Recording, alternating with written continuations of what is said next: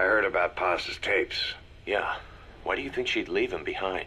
And that diary? Whatever it was, her commitment was wavering. That much is clear. So she was leaving clues to help us? No way to know for sure. And the ocean's not giving her back. November 4th, 1974. At the outskirts of Barranquilla, Colombia. Contact with Big Boss successful. Zadornov posed as my professor, but Big Boss took one look and knew he was KGB. However, he does not seem to suspect me. To him, I am just a peace-loving student, and another victim of the CIA. We asked him to drive the CIA out of Costa Rica. To him, this means betraying his country. His forces are smaller than anticipated. They drift from place to place with nowhere to call home. That provided us an opportunity, so we seized it. Zadornov offered them a plant off the Costa Rican coast to use as a base. As expected, Miller jumped at the chance. Although initially reluctant, Big Boss came around when Zadornov played him the tape. All because the voice on it sounded like his mentor, the boss. Naked Snake, the man who once saved the world from the brink of nuclear war. Awarded the title of Big Boss for his service. He later became a mercenary, abandoning both his title and his country. To him, that honor was steeped in the blood of the boss, the mentor he was forced to eliminate.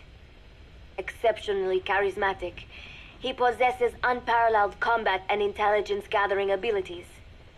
His only discernible weakness is her. This operation hinges on how effectively we can exploit that. Kazuhira Miller is Big Boss's lieutenant. Half Japanese, half American. He once served in Japan's self-defense force.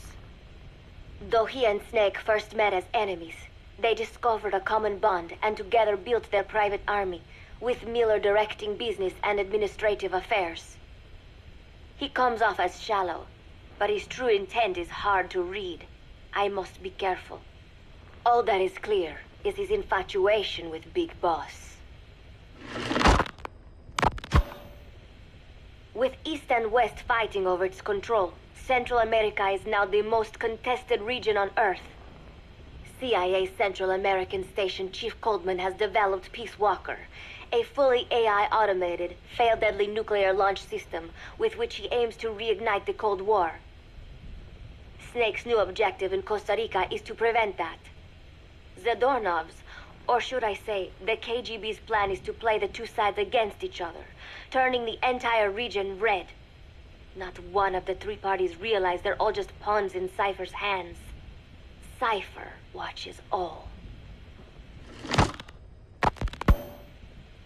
Mother Base has developed rapidly since being established in the Caribbean Sea. They recruit more personnel daily, and already their mercenary services are turning a profit. Big Boss's leadership and charisma, and Miller's business acumen drive this impressive growth. Furthermore, joining forces with a faction of the FSLN has expanded their power even more. They have even commenced their own weapons development program. All is proceeding according to Cypher's will. I could not be more pleased. Snake's pursuit of Peace Walker led him to an AI modeled after the boss's thought patterns. It was incomplete, but somewhat ironically, making contact with Snake was the necessary finishing touch.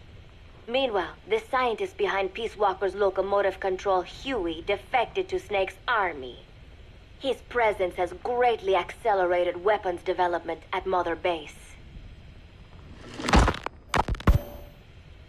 I failed to anticipate Coldman's madness, but nuclear war was averted. However, this was only after the boss AI on board Peace Walker sank itself to the bottom of the lake, in what could be likened to suicide. The boss laid down her gun, choosing to sing for peace instead, and Snake, himself a gun, parted ways with her. In doing so, he reclaimed the title he once abandoned. He is Big Boss.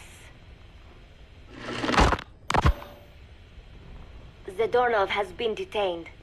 Since this leaves my cover identity without a guardian, the Mother Base staff has taken me in.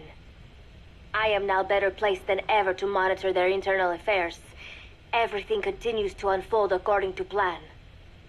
The developer of the boss AI, Dr. Strangelove, has also come to Mother Base. With her and Huey's expertise, they can now develop a weapon capable of matching Peace Walker.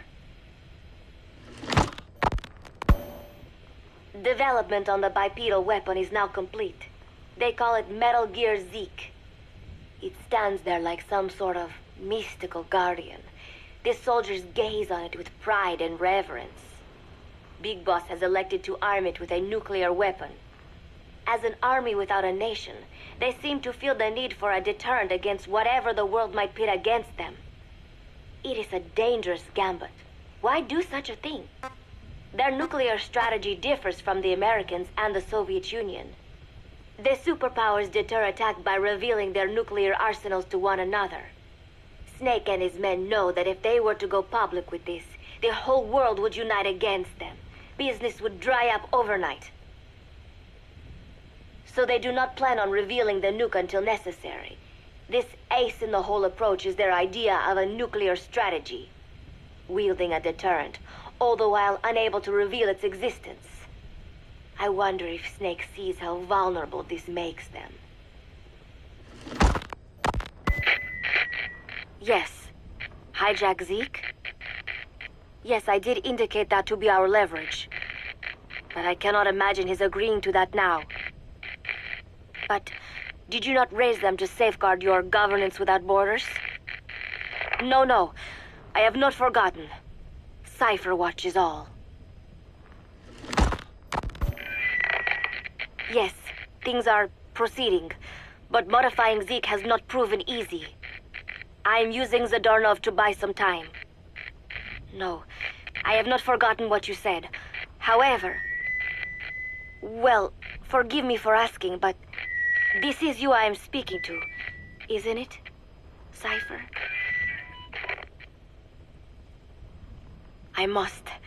I will fight Big Boss. The world must be ruled by a single will. To defy Cypher is a fate worse than death.